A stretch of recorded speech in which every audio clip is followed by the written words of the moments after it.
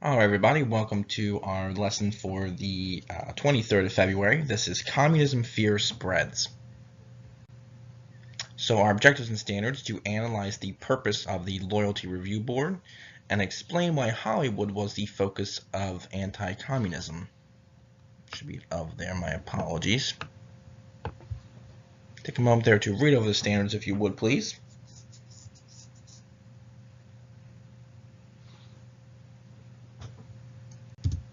And our desired result is, how did the government add to the fear of communism in the United States? So communism fear. So Americans were obviously fearful of communist takeovers around the world, such as in China, communism trying to spread elsewhere around the world. They were also nervous about their own safety and security here in the United States.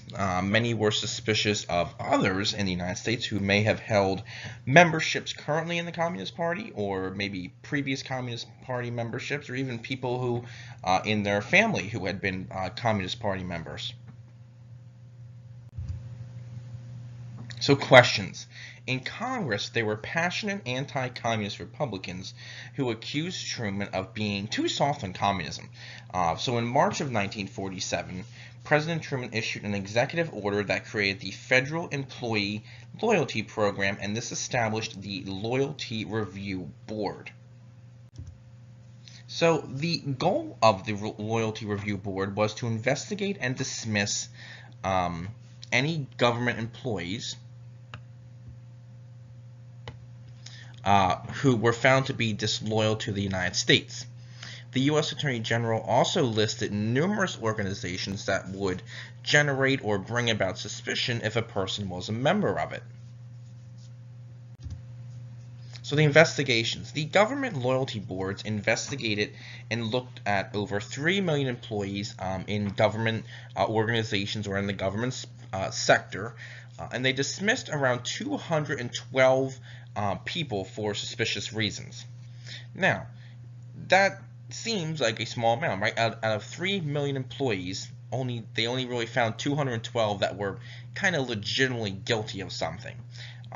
Another 2,900, almost 3,000 people actually resigned from their positions because they felt that their constitutional rights were being violated again, since they were not allowed to see the evidence against them.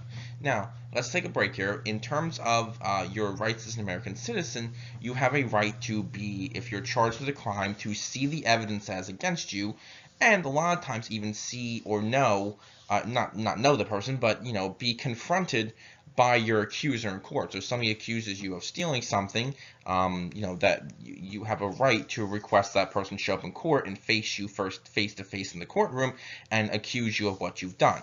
In a lot of cases, that happens. Sometimes it doesn't, but a lot of cases it does. So many people who were accused of these crimes were never told what they were actually accused of. So many people actually just resigned from their position because they said, you're violating my rights, and I'm not going to, sit here and be questioned by you if you're not going to tell me what I'm being accused of. So Hugh ACK makes headlines. Another agency that was used to investigate communist influence in America was Hugh ACK. Sorry about the line there. Or the House Un-American Activities Committee.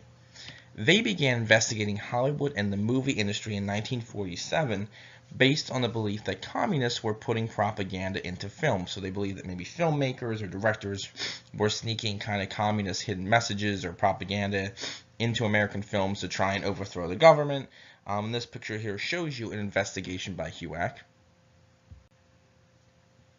Hollywood and communism. In September of 1947, Hugh ACK questioned Hollywood witnesses about the accusation of communism in the film business. Now, some did testify that they had seen or actually heard communist propaganda being brought about in films, or the idea of communist propaganda, and others simply refused to testify at all. Now, the men who refused to participate in the testimony believe these hearings were unconstitutional. Again, think about, being, charged with some type of crime that you don't even know what you did wrong, and not being really presented with the evidence. Now, these men were known as the Hollywood 10. Due to their refusal to participate in these hearings, they were actually sent to prison.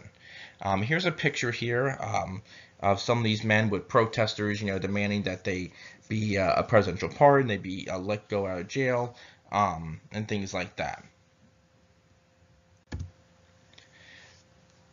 So blacklisted. So the men were sent to federal prison, and they were actually ordered to pay some fines. And Hollywood executives actually began to put together a blacklist, or a list of people who were condemned for having a communist background. Again, this could have been maybe your wife, or maybe your father or mother was a member of the Communist Party previously in the past. Maybe you had been a member of it for a short period of time. But if you were blacklisted, you pretty much lost your job, and you weren't able to be hired by anyone else because people knew that you had some type of communist background in the past. So people who were blacklisted had their careers ruined, and they could no longer work. All based on suspicions. No real proof of any of these accusations, all based on suspicions. New laws on communism. Congress decided that still Truman was not doing enough to combat communism, and they passed a bill known as the McCarran Internal Security Act. So this prohibited any plan to take action to establish a totalitarian dictatorship in the U.S. So this would, pretty much limit freedom of speech. Anybody from even talking about it or whispering or even, writing about it, anything like that. President Truman disagreed with the proposal of the law. He believed that it punished people for expressing their opinions, and he did veto it or tried to stop it by not signing as a law, but Congress was over to overrule him, and they did pass it. So think about, for our closure, how did the government add to the fear of communism? Think about some of the laws that they passed, some of their investigations, some of the organizations that they brought about. Again, a lot of these fears are going to not just apply to government, but neighbors and everyday Americans are going to become very suspicious of each other. All right, so this is kind of the second Red Scare that we're talking about here in terms of the Cold War. All right, so I hope you have a good rest of your day and night. I'll talk to you later.